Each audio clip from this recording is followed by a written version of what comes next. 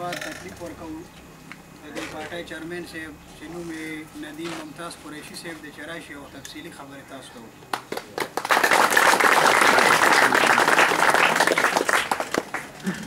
بسم اللہ الرحمن الرحیم. الحمد للہ رب العالمین والصلاة والسلام علی اشرف الانبیاء محمد ابن عبداللہ. السلام علیکم ورحمۃ اللہ وبرکاتہ. پہلے میں آپ سب کا بہت بہت شکر کرنا چاہتا ہوں کہ آپ نے یہ اتنی بہترین محفل ہمارے لیے کا اقامہ کیا تاکہ ہم آ کے آپ کے ساتھ کچھ باتیں کر سکیں. اور اس کے بعد میں بہت شکریہ ادا کرنا چاہتا ہوں جن بھائیوں نے ہمارا استقبال کیا، جن بھائیوں نے یہ سب کچھ کا انتظام کیا. انہوں نے بہت محنت کی اور ان کو بھی میں بہت بہت شکریہ ادا کرنا چاہتا ہوں میری طرف سے اور میرے ساتھیوں کی طرف سے. عامر نے آپ کو بہت ساری باتیں کی ہیں اور مجھے لگتا ہے کہ انہوں نے ساری باتیں کر دی جو کہ میں آپ کے ساتھ کرنا چاہتا تھا. لیکن یہ بہت اچھا ہے کیونکہ اس کا مطلب یہ ہے کہ میں آپ کے ساتھ تھوڑی سی اور مختلف بات کر سکتا ہوں. جہاں تک میں نے سمجھا انہوں نے پارٹی کے بارے میں آپ کو کافی کچھ بتایا ہے کہ پارٹی جو ہے وہ کیا مقصد ہے، کیا ہم چاہ رہے ہیں، اور میں کوشش کروں گا اس پہ بھی تھوڑی سی اور وضاحت کروں انشاءاللہ. لیکن میرا خیال ہے جو پہلی بات مجھے آپ سے کرنی چاہیے وہ یہ ہے کہ تھوڑا بہت مجھ کو اپنا تعارف کروانا چاہیے کہ میں کون ہوں اور میں یہاں کیوں آپ کے سامنے کھڑا ہوں، اور میں اور میرے ساتھی جو میرے ساتھ تھے ہم نے یہ پارٹی کیوں بنائی اور ہمارے اس کو بنانے سے کیا مقاصد ہے اور ہم کیا چاہتے ہیں. پہلا تو میرا ذاتی تعارف. میرے والد صاحب جو تھے ان کا چنیوٹ سے تعلق تھا. چنیوٹ میں وہ پیدا ہوئے اور بہت وہ ایک سفید پوش خاندان سے تھے. میرے دادا جو تھے وہ چنیوٹ میں ان کی ایک چھوٹی سی دکان تھی جہاں وہ اپنے ہاتھ سے فرنیچر بنا کے بیچا کرتے تھے. بہت ہی سفید پوش آدمی تھے. تعلیم ان کی زیادہ نہیں تھی لیکن بہت محنتی تھے اور بہت ہی وہ جو ہے نا ایک قسم کا رزق حلال کمانے والے آدمی. اپنے ہاتھ سے کام کرتے تھے، اپنے ہاتھ کا رزق کماتے تھے اور پھر وہ جو ہے اس سے میرا خیال ہے ضرورت نہیں. آواز آپ کو آ رہی ہے پیچھے؟ مہربانی. تو میرے دادا جو تھے انہوں نے جو میں سمجھا بہت میرے خیال میں جو بہت اچھا کام کیا وہ یہ کیا اور بہت ضروری کام کیا وہ یہ کیا کہ میرے والد کو انہوں نے پڑھا دیا. یہ بہت ہی غربت کا زمانہ تھا. ہماری فیملی، والد صاحب کی فیملی بہت غریب تھی. بجلی نہیں ہوتی تھی. والد صاحب جب پڑھتے تھے تو لیمپ یا موم بتی کی روشنی سے پڑھتے تھے. اسکول بہت لمبا سفر کرنا پڑتا تھا. کبھی جوتی نہیں ہوتی تھی، پیدل جانا ہوتا تھا. مشکل زمانہ تھا. اور میرے دادا نے بہت محنت کر کے والد صاحب کو، میرے والد کو پڑھا دیا اور وہ اللہ کے فضل اور کرم سے انجینئرنگ پڑھ گئے، سول انجینئر بن گئے. ان کو ایک اچھی نوکری مل گئی اور یہ تعلیم کی وجہ سے ان کی جو قسمت ہے وہ بدل گئی اور اس وجہ سے ہم لوگ یعنی ان کی جو اولاد تھی ہماری قسمت بھی بدل گئی. اور یہ ایک وجہ ہے کہ ہم اپنے منشور میں بہت سارے یعنی ہم ہمیشہ ہماری پارٹی کی جو منشور ہے اس میں تعلیم کا ایک بہت اہم اور اعلیٰ درجہ ہے کیونکہ ہم پہچانتے ہیں کہ تعلیم سے پوری قوموں کا جو مستقبل ہے وہ بدل سکتا ہے. تعلیم ایک بہت ہی کلیدی اور اہم چیز ہے اور اس کا ثبوت آپ میرے میں دیکھتے ہیں کیونکہ اگر میرے والد جو ہے وہ نہ پڑھتے تو میں آج آپ کے سامنے نہیں کھڑا ہوں اس طرح جیسے میں آپ سے بات کر رہا ہوں. خیر وہ پڑھ گئے اور ان کی بدولت کیونکہ ان کے پاس تھوڑا سا وسائل آ گئے انہوں نے پھر اپنے بچوں کو میری اپنی پیدائش کراچی میں ہوئی. اس وقت ان کی پوسٹنگ میرے والد صاحب کی پوسٹنگ کراچی میں تھی جب میری پیدائش ہوئی اور میں نے اپنی ابتدائی تعلیم جو ہے وہ کراچی میں ختم کی. اور پھر اس کے بعد جب ابتدائی تعلیم ختم کی تو اللہ تعالیٰ کے کرم اور فضل سے مجھ کو ایک وظیفہ مل گیا جس کی بنا پر میں ملک سے باہر چلا گیا، امریکہ چلا گیا پڑھائی کرنے، اعلیٰ تعلیم حاصل کرنے. تو وظیفہ اگر نہیں ملتا تو میں بھی نہیں جا سکتا تھا، کیونکہ امریکہ جا کے پڑھنا یہ میرے والد کی بھی طاقت سے باہر تھا. لیکن اللہ کا کرم تھا اور فضل تھا کہ وظیفہ ملا، اور اس کی بنا پر میں پھر باہر جا کے میں نے 4 سال پہلے میں نے وہاں انجینئرنگ پڑھی، BS کیا، MS کیا، پھر اس کے بعد 2 سال مزید اعلیٰ تعلیم حاصل کی اور بزنس پڑھی. جب یہ 6 سال تقریباً میں نے گزارے وہاں، اور سن 82 میں میں نے اپنی پڑھائی وہاں ختم کر لی. تو مجھے کبھی بھی امریکہ پسند نہیں آیا تھا. مجھے پورا یقین تھا کہ میں جیسے جس دن ہی پڑھائیاں ختم کروں گا واپس اپنے ملک چلا جاؤں گا.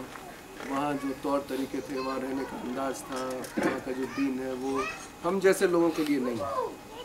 تو خیر پڑھائی ختم ہوئی اور میں نے پھر واپس پاکستان کا رخ کرنا چاہا. تو اس وقت میرے کچھ دوست جو ہیں وہ سعودی عرب میں نوکری کر رہے تھے، ان کو وہاں نوکری مل گئی تھی. میرے پرانے کچھ دوست تھے، انہوں نے میرے سے کہا کہ دیکھیں آپ نے ابھی تعلیم ختم کی ہے، آپ ایسے کریں کچھ عرصہ آپ یہاں سعودی عرب آ جائیں، یہاں آج کل جو ہے بہت کام ہے، آپ کو یہاں تجربہ بھی مل جائے گا، آپ کی یہاں کچھ بچت بھی ہو جائے گی، پھر آپ کچھ سال یہاں گزار کے پھر بے شک پاکستان چلے جائیے گا، اسلامی ملک ہے، آپ کو وہ بھی دینی فائدہ بھی ہو جائے گا، عمرہ کر لیں گے، حج کر لیں گے، جو بھی یہ سب دینی فوائد بھی آپ کو حاصل ہو جائے گا. تو میں نے پھر یہ تجویز قبول کر لی اور امریکہ سے پھر میں سیدھا سعودی عرب پہنچا. وہاں مجھے نوکری مل گئی انجینئر کے طور پہ، بطور ایک کمپنی تھی اس میں انجینئر میں لگ گیا. وہاں میں نے کچھ سال کام کیا، پھر اللہ تعالیٰ نے مزید نعمت دی اور میں نے پھر اپنا کچھ تھوڑا بہت کاروبار شروع کرنے کی کوشش کی، اور وہ کاروبار بھی الحمدللہ اللہ کے شکر سے کامیاب ہو گیا. اسی طرح میں نے وہاں سعودی عرب میں بہت سارے سال گزارے اور اس کا مجھے یقیناً فائدہ ہوا، تجربہ بھی ہو گیا، اللہ تعالیٰ کی فضل اور کرم کی وجہ سے بچت بھی ہو گئی. لیکن جو مجھے اور عمرہ بھی ہو گیا، کئی عمرے ہو گئے، حج بھی ہو گئی. تو اللہ تعالیٰ کی بہت فضل و کرم تھا وہاں جو سارا وقت میرا. لیکن اس ملک میں جو مجھے رہنے سے سب سے بڑا فائدہ جو میں سمجھتا ہوں وہ یہ ہوا کہ میں نے عربی زبان سیکھی. میں وہاں جب پہنچا تو مجھے ایئرپورٹ پہ جو ٹھپے لگاتے ہیں پاسپورٹ پہ، وہ آدمی جب میں پہلی دفعہ سعودی عرب میں پہنچا وہ آدمی میرے سے بات کرنے لگا عربی زبان. اب اس وقت مجھے عربی زبان کا ایک لفظ بھی نہیں آتا، میں اس کو جواب دینے لگا انگریزی تو مجھے آتی تھی، اور اس کو انگریزی نہیں سمجھ آئی، اور مجھے ایک لحاظ سے بہت شرم آئی، میرے دل میں شرم آئی کہ یہ آدمی جو ہے یہ مسلمان ہے، یہ لغت قرآن بول رہا ہے، یہ ایک لحاظ سے میرا بھائی ہے، اور ہمیں بات کرنے کے لیے کسی اجنبی کی زبان میں بات کرنا پڑتا. حالانکہ اس کو زیادہ انگریزی نہیں آتی، پر پھر بھی جو بھی تھوڑی بہت بات ہوئی وہ انگریزی میں. اور پھر میں نے اس دن فیصلہ کر لیا کہ میں نے عربی زبان ضرور سیکھی، یہاں رہ کے میں نے یہ زبان ضرور سیکھی. تو اس کے بعد پھر میں نے فوراً وہاں یونیورسٹی تھی، وہاں شام کو نوکری جب میری ختم ہوتی تھی اس کے بعد شام کو کلاسز ہوتی تھی، وہاں میں نے داخلہ لے لیا. اور اس طرح میں نے 6-7 سال جو ہے نا عربی روز میں نے پڑھی یونیورسٹی جا کے. پھر میں نے ایک استاذ سے ریکویسٹ کی کہ آپ مجھے گھر آ کے پڑھا دیا کریں، یونیورسٹی میں پورا نہیں ہوتا کام. تو اللہ تعالیٰ کا فضل اور کرم ہے کہ 6 سال کے بعد، 6 سال کی پڑھائی کے بعد میں نے MA کا امتحان دیا عربی زبان میں، اور اس میں کامیاب ہوا. تو میں سمجھتا ہوں کہ یہ زبان کا سیکھنا میرے لیے سب سے بڑا فائدہ تھا اس میں، کیونکہ اب میں جب قرآن شریف پڑھتا ہوں عربی زبان میں پڑھتا ہوں تو مجھے اس کی پوری سمجھ آتی ہے. میں جب احادیث شریفہ پڑھتا ہوں، صحیح بخاری پڑھتا ہوں، صحیح مسلم پڑھتا ہوں، جو عربی زبان جو رسول اللہ صلی اللہ علیہ وسلم بولتے تھے وہی زبان اب مجھے سمجھ آتی ہے. اور خاص طور پر قرآن شریف کا تو آپ کو پتہ ہے، جب کوئی اس کی خوبصورت تلاوت کرتا ہے تو لوگ جو ہیں ان کو آنسو آ جاتے ہیں، جن لوگوں کو سمجھ بھی نہیں آتا. اب آپ سوچیں کہ اگر آپ سمجھ بھی رہے ہیں اور آپ وہ کتاب کی تلاوت سن رہے ہیں تو اس کا اثر دل میں کیسے ہو؟ صرف اس وجہ سے میں سمجھتا ہوں کہ یہ ایک اللہ تعالیٰ کا میرے پہ بہت بڑا کرم ہے۔ تو خیر یہ تو ہو گئی میری کچھ ذاتی باتیں۔ اب آتے ہیں پارٹی کی طرف کہ یہ پارٹی ہم نے کیوں بنائی۔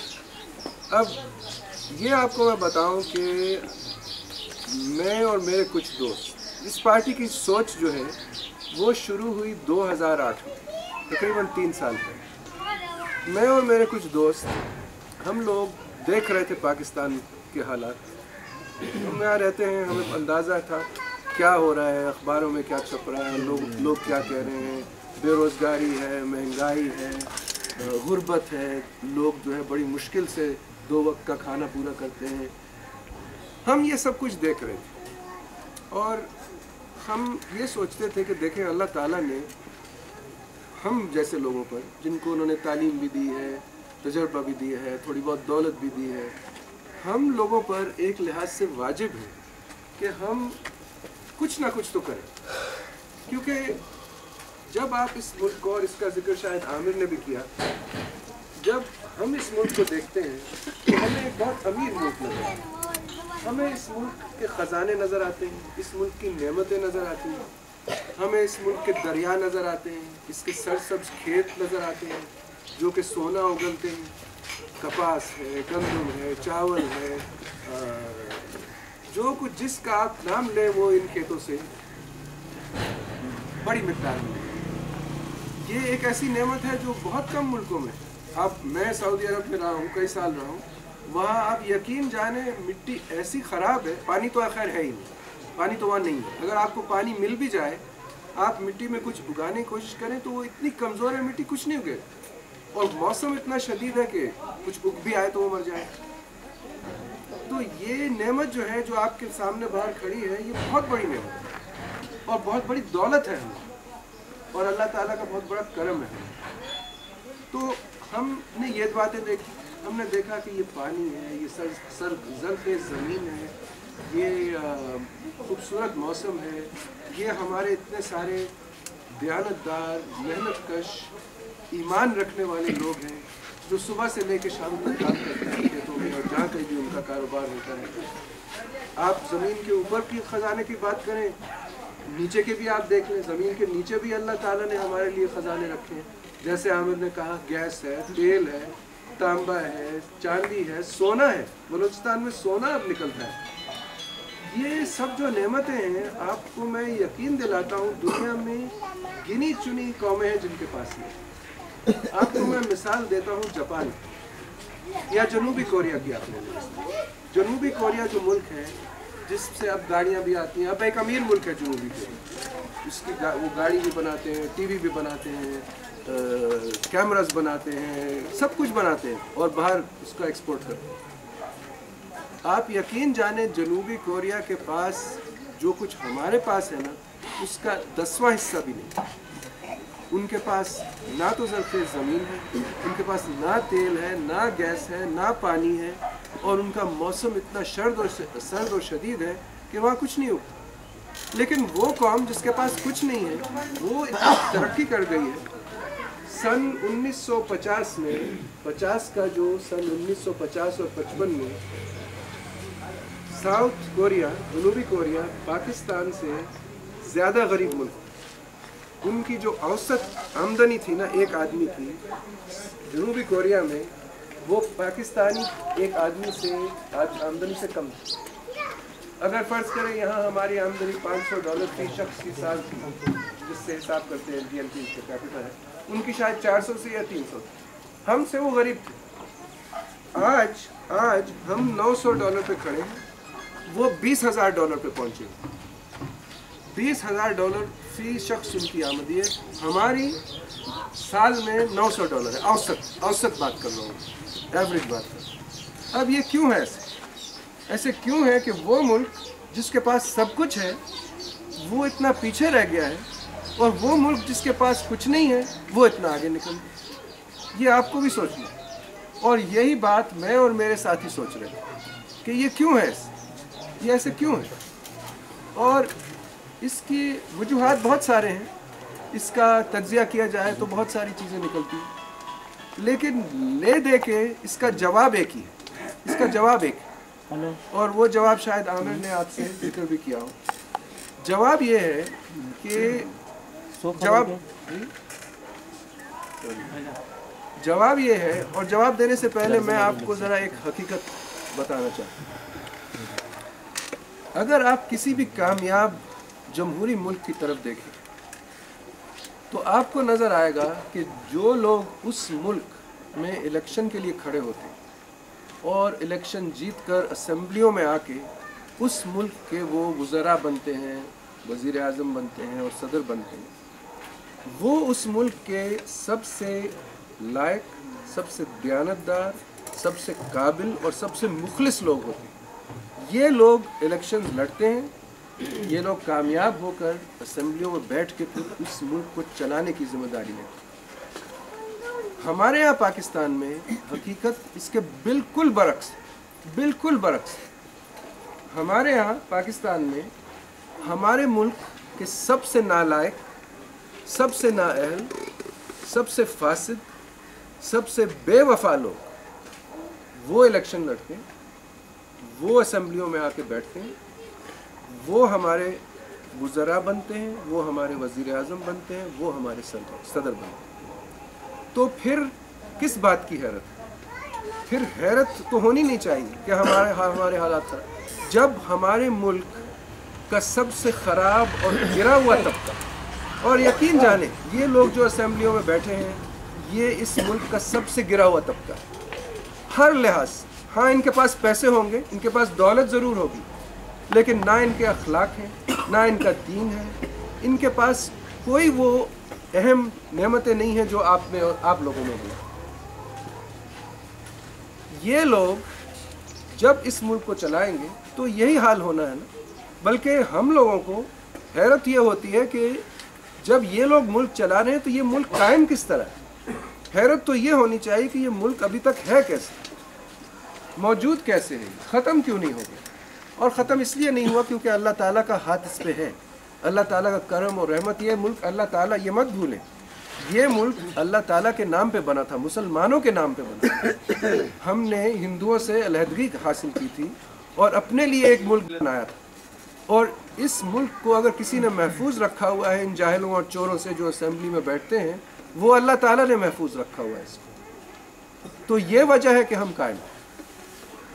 اب یہ ہمارا تجزیہ تھا، ہمیں واضح ہو گیا تھا کہ اس ملک کو ٹھیک نہیں کیا جا سکتا جب تک یہ چور، ڈاکو، لٹیرے اسمبلی میں بیٹھے رہے۔ جب تک ان کو وہاں سے ہم لوگ سارے مل کر ہٹائیں گے نہیں، تب تک یہ ملک کی قسمت اور ہماری اور آپ کی اور آپ کے بچوں کی قسمت نہیں بدلے گی۔ یہ پارٹی کا مقصد، مستقبل پاکستان کا بنیادی مقصد۔ ہماری پالیسیز بہت ساری ہیں، منشور بہت ہے، عامر نے ذکر کیا، ہم نے ہر شعبے میں کام کیا ہوا، لیکن اگر میں آپ کو ایک بات کہنا چاہوں کہ ہم لوگ کیا کرنا چاہتے ہیں، ہم لوگ اس ملک میں، اس ملک کے سب سے قابل، سب سے دیانتدار، سب سے مخلص لوگوں کو اسمبلی میں لانا چاہتے ہیں، اور ہم چاہتے ہیں کہ وہ لوگ پھر ہمارے وزراء بنے، ہمارے وزیر اعظم بنے اور ہمارے صدر بنے، اور پھر وہ لوگ اس ملک کو چلائیں۔ اور جس دن یہ کامیابی اللہ کے فضل اور کرم سے ہمیں ہوگی تو یہ ملک کی تقدیر بدل جائے گی اور یہ ملک پہچانا نہیں جائے گا۔ ہم اس ملک کو، آپ اور میں اور یہ سب بھائی مل کر اس ملک کو ترقی یافتہ ممالک کی صف میں کھڑا کر سکتے ہیں، یہ ممکن ہے اور یہ ہو جانا چاہیے تھا، لیکن بدقسمتی سے یہ لوگ ہم پہ حاوی ہو گئے اور ہم لوگ سائڈ پہ ہٹ گئے۔ اب مسئلہ یہ ہے ہمارے معاشرے میں کہ کچھ وجوہات کی وجہ سے جو اچھے لوگ ہیں معاشرے میں، جو لکھے پڑھے لوگ ہیں، جو دیانتدار ہیں، جو مخلص ہیں، جو ملک کے لیے کچھ سوچ اور خیال رکھتے ہیں، بدقسمتی سے یہ لوگ سیاست سے دور رہتے ہیں۔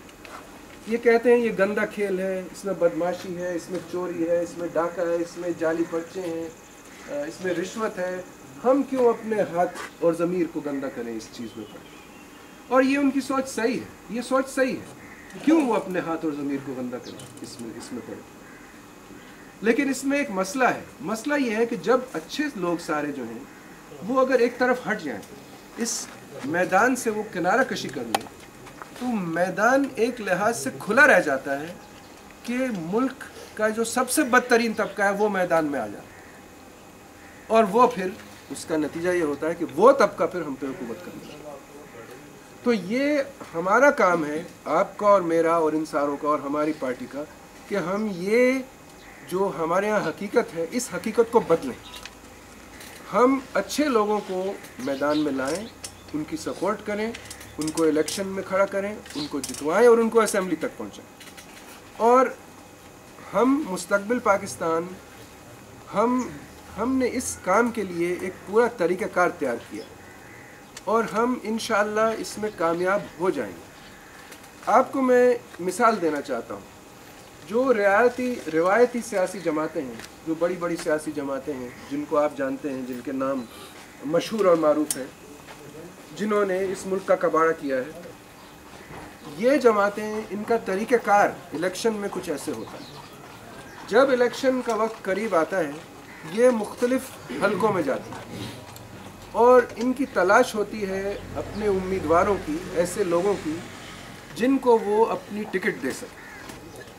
अब जब ये इस तलाश में निकलती हैं ये रिवायती जमातें, तो इनको तलाश होती है एक ऐसे आदमी की या शख्स की जो कि किसी न किसी तरह वोट जीत ले और असेंबली में आ जाए। अब वो चाहे वो आदमी जो है वो चाहे कोई बहुत बड़ा वडेरा हो, चाहे कोई बड़ा डाकू हो जो डरा धमका के वोट ले ले, चाहे वो कोई बड़ा अमीर और रईस आदमी हो जो वोट ख़रीद ले, चाहे कोई बदमाश हो। इस तरह के लोग जो है ना, इस तरह के लोगों को इनकी तलाश हो जो अपने पैसे खर्च करके अपनी कोशिश से अपनी वोट खींच के जीत के असेंबली में आके बैठे। जब ये इन लोगों की तलाश में होते हैं, जब ये लोगों को टिकट देते हैं, तो बस यही चीज़ ये देखते हैं कि इसकी जीतने की काबिलियत क्या है, जीत सकेगा या नहीं जीत सकेगा। वो ये नहीं देखते कि ये आदमी काबिल है, दयानतदार है, मुखलिस है, लिखा पढ़ा है, क्या जब ये असेंबली पहुंचेगा इसको पता भी है कि वहाँ क्या होता है और वहाँ क्या करना है।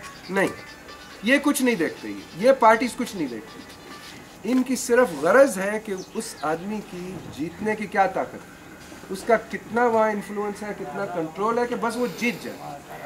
और जब वो जीत जाता है तो ये सारे पार्लियामेंट में जुड़ के हुकूमत बना लेते हैं और फिर मिल के हम सारों को लूटते हैं। अब जाहिर है हमारी पार्टी जो है वो ये तरीक़ाकार जानती भी नहीं, ये तरीक़ाकार हम जानते भी नहीं और ना ही हम जानना चाहते। हम इस तरीक़ाकार को तब्दील करने आए। हमारा तरीक़ाकार इससे बिल्कुल मुख्तलिफ है और इसकी मिसाल मैं आपको दे सकता हूँ। हकीकी मिसाल जो है वो अभी हाल ही में बहावलपुर में हल्का 275 में PP 275 में वहाँ का जो मकामी MP है उसकी वफ़ात हो गई। वो बेचारा बीमार हुआ, उसके डेंगी वेंगी हुई कुछ, वो वफ़ात हो गई उसकी। अब वहाँ एक ज़िमनी इलेक्शन होना है बहावलपुर में PP 75 से 275 से। अब वहाँ हम लोग मुस्तकबिल पाकिस्तान पहली दफ़ा उस ज़िमनी इंतखाब में हिस्सा लें और ये हमारा पहला इंतखाबी तजर्बा हो। अब वहाँ हमने अपना एक उम्मीदवार चुनना है, मुंतखब करना है, जिसको हम टिकट देंगे।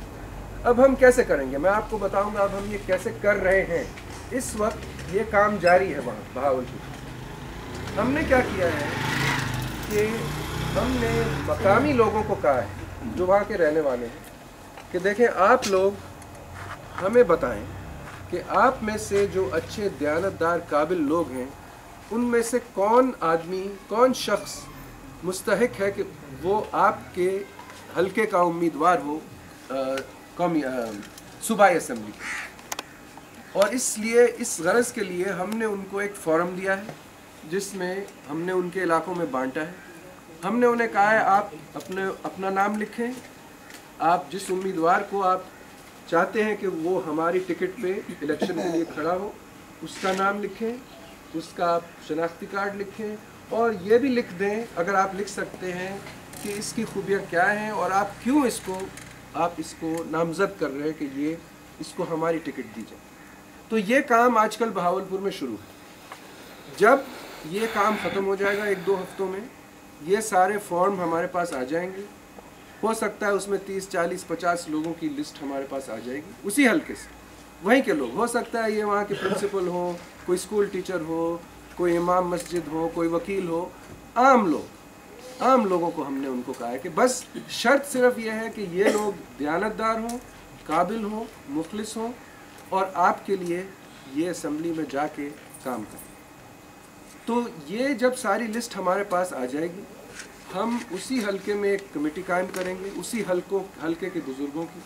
ان کے سامنے ہم یہ لسٹ پیش کریں گے اور انہیں کہیں گے دیکھیں یہ لسٹ آپ کے لوگوں نے ہمیں دی ہے، اس میں سے آپ بتائیں کس شخص کو ہماری پارٹی ٹکٹ دے.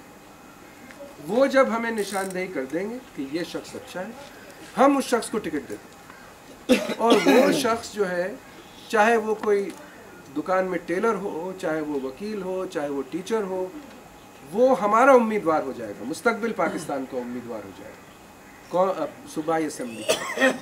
اور جہاں تک اس کا الیکشن چلانا ہے، جو بھی اس کے الیکشن میں خرچہ ہوگا، سارا جو کام ہے یہ ہمارا کام ہے، یہ پارٹی کا کام ہے. کیونکہ ظاہر ہے اگر وہ جو ہمارا منتخب آدمی ہے، جو کہ لوگوں نے جس کو منتخب کیا ہے، فرض کریں وہ کسی سیکنڈری اسکول کا ٹیچر ہے، اب اس بیچارے کے پاس فرض کریں کہ وہ دیانتدار، مخلص، قابل، لائق، لکھا پڑھا ہے اور مستحق ہے کہ وہ واقعی اسمبلی میں جا کے بیٹھ کے وہاں کام کرے، ملک کے لیے کام کرے، اپنے حلقے کے لیے کام کرے. اب اس شخص کے پاس ظاہر ہے نہ دولت ہے، نہ اثر و رسوخ ہے کہ وہ الیکشن کسی بڑے وڈیرے کے خلاف کھڑا ہو سکے. نہیں ہو سکتا، کیونکہ وہاں تو یہ وڈیرے ہی کھڑے ہوتے ہیں. تو اس لیے اس کی سپورٹ کرنا، اس کا الیکشن کے لیے کام کرنا، جو بھی پیسہ خرچ ہوگا وہ پارٹی کرے. کیونکہ اگر ہمیں واقعی تبدیلی چاہیے، اگر ہمیں واقعی اچھے دیانتدار لوگ اسمبلی میں لانے، حکومت میں لانے، تو یہی طریقہ ہے. آپ کو لوگوں کو، جیسے اب انشاءاللہ اگر اس حلقے میں جب آپ کا جو بھی حلقہ ہے، ہم یہی کام کریں گے. آپ لوگوں سے آ کے پوچھیں گے کہ آپ بتائیں آپ کے حلقے میں سے کس کو، کون سا آدمی ایسا ہے جس کی شرافت پر، جس کی دیانتداری پر، جس کے اخلاص پر کوئی ذرہ جیسا نشان نہیں. آپ بتا دیں کون، اور ہم اسے، ہمارا کام ہے ٹکٹ دینا اور ہمارا کام ہے اسے جتوانا اور اسمبلی تک پہنچانا. یہ ہمارا کام. تو یہ مختصراً، مغرب کا بھی وقت ہوا جاتا ہے، مختصراً یہ ہماری پارٹی کا ہدف ہے. یہ میں آپ کو یہ نہیں کہہ سکتا کہ یہ آسان کام ہے، یہ بہت مشکل کام ہے. اس میں بہت محنت چاہیے. اس میں پاکستان میں ہر جو پاکستان کا جو باشندہ ہے، جو پاکستان کا خیر خواہ ہے، ہر انسان کو ہمیں یہ ایک مشن ہے، یہ جس میں ہم ساروں کو شامل ہوں، کیونکہ ہم ساروں کا مستقبل اور ہمارے چھوٹے بچوں کا مستقبل اس بات پہ منحصر ہے کہ ہم اس اسمبلی میں، ہم اپنے حکمرانوں میں، ہم میں سے سب سے اچھے لوگ لا کے دیں. یہ چیز ہم نے کرنی. اور جیسے میں نے کہا، اگر اس میں ہم کامیاب ہو گئے تو اللہ تعالیٰ کے کرم اور فضل سے یہ جو بچے یہاں بیٹھے ہیں، آپ اور میں تو شاید کوئی فرق ہمیں نہ نظر آئے، لیکن انشاءاللہ یہ جو بچے یہاں بیٹھے ہیں چھوٹے، انشاءاللہ ان کا مستقبل بدل سکتا ہے. ان کی تعلیم ٹھیک ہو سکتی ہے، ان کو کسی کو رشوت نہیں دینی ہوگی، ان کو بے روزگاری کا مسئلہ نہیں ہوگا، ان کو جو حق ہے وہ حق ان کو ملے گا. اب یہ ہوتا ہے کہ آپ کو اگر کوئی چیز چاہیے ہوتی ہے تو آپ کو ایم پی ایم این اے کے پاس جائیں، نوکریاں چاہیے، یہ چاہیے، کوئی کام چاہیے. دیکھیں نا، ایم این اے اور ایم پی اے کا یہ کام نہیں ہے، یہ کام ہونا نہیں چاہیے. وہ نوکریاں بانٹنے کے لیے ہم ان کو اسمبلی نہیں بھیجتے. ہم ان کو اسمبلی بھیجتے ہیں کہ وہاں قانون سازی کریں، ملک کا نظام ٹھیک کریں، تاکہ نظام جب ٹھیک ہو تو جس کس کا حق ہے اسے حق مل جائے گا. اگر نظام ٹھیک ہو، اگر معیشت ٹھیک ہو، اگر کچہریوں میں کام ٹھیک ہو رہا ہے، اگر تھانے جو ہیں ان میں رشوت نہیں لی جا رہی، اگر جو گورنمنٹ کے افسر ہیں وہ دیانتدار ہیں، وہ صحیح ہیں، ان کی صحیح طرح خبر لی جا رہی ہے، کیونکہ یہ سب لوگ آپ کے اور میرے نوکر ہیں. جو ساری جو گورنمنٹ کی مشینری ہے سارے جو گورنمنٹ کے اہلکار ہیں یہ آپ کے اور میرے نوکر ہیں، ان کا کام ہے ہماری خدمت کرنا. انگریزی میں ان کا جو لفظ استعمال ہوتا ہے وہ ہوتا ہے سول سرونٹ. سرونٹ کا مطلب نوکر، اور سول یعنی ہم لوگ. ہمارے یہ نوکر ہیں، ہماری جیب سے ان کی تنخواہیں جاتی ہیں، آپ کی جیبوں سے ان کی تنخواہیں جاتی ہیں، اور پھر یہ ہم پہ آ کے چودراہٹ کرتے ہیں کیونکہ یہ نظام فاسد ہے، ہمارے حکمران فاسد.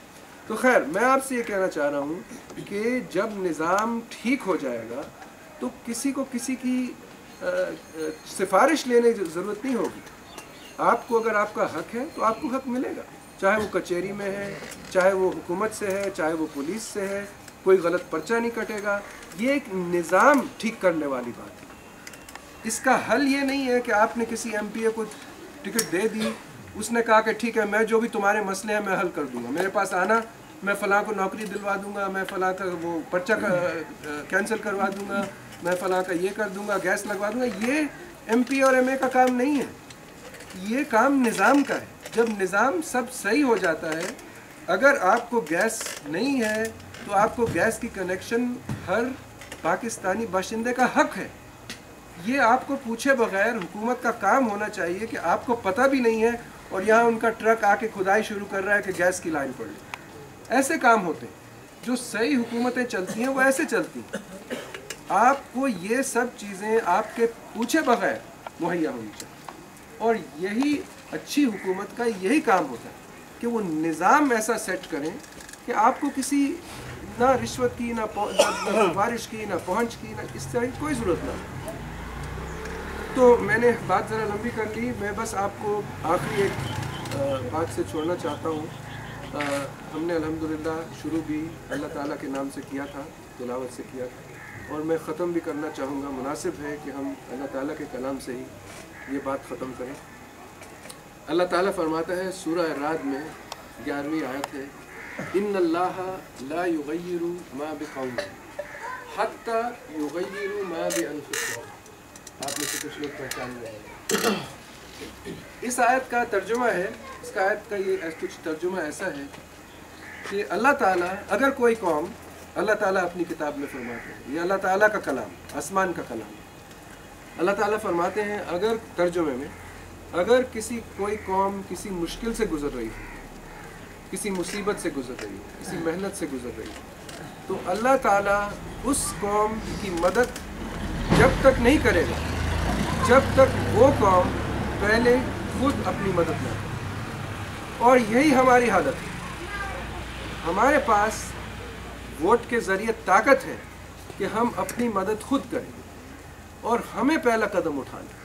اور اگر ہم یہ پہلا قدم اٹھائیں گے، ہم اپنی تقدیر کو بدلنے کی کوشش کریں گے، ہم اپنی مدد پہلے خود کریں گے، تو پھر اللہ تعالیٰ کی مدد، یہ اللہ تعالیٰ کا وعدہ ہے. ایک لحاظ سے یہ ایک اللہ تعالیٰ کا وعدہ ہے. اللہ تعالیٰ کا کلام جب ہوتا ہے تو وہ ایک عام کلام نہیں ہوتا، اس میں وعدہ ہوتا ہے. اللہ تعالیٰ فرماتے ہیں اگر آپ نے کوشش کی تو میں آپ کی مدد کروں. یہ وعدہ ہے اللہ تعالیٰ، یہ لازمی ہے، ان کا وعدہ ہے، یہ مدد لازمی ہے. اور جس کی اللہ تعالیٰ مدد کرے اس کے خلاف کون اٹھ سکتا ہے؟ اس کو کوئی ہرا سکتا ہے؟ اللہ تعالیٰ سے کوئی طاقتور طاقت ہے؟ اگر اللہ تعالیٰ آپ کی اور میری مدد کر دے تو ہمارے سامنے کوئی کھڑا ہو سکتا ہے؟ یہ سستے سیاستدان کھڑے ہو سکتے ہیں؟ یہ چور، یہ ڈاکو، یہ بدماش جو کہ تھانے کے زور پہ آپ کو ڈراتے اور دھمکاتے، یہ ہمارے سامنے کھڑے ہو سکتے ہیں؟ سوال ہی پیدا نہیں کرتے. آپ کا بہت بہت شکریہ. انشاءاللہ آپ سے رابطہ جاری رہے گا، اور بہت خوشی ہوئی مجھے.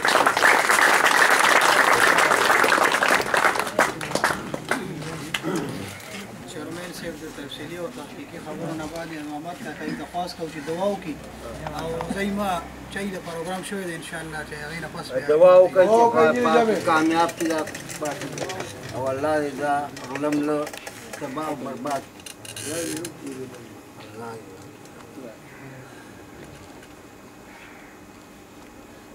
اللہ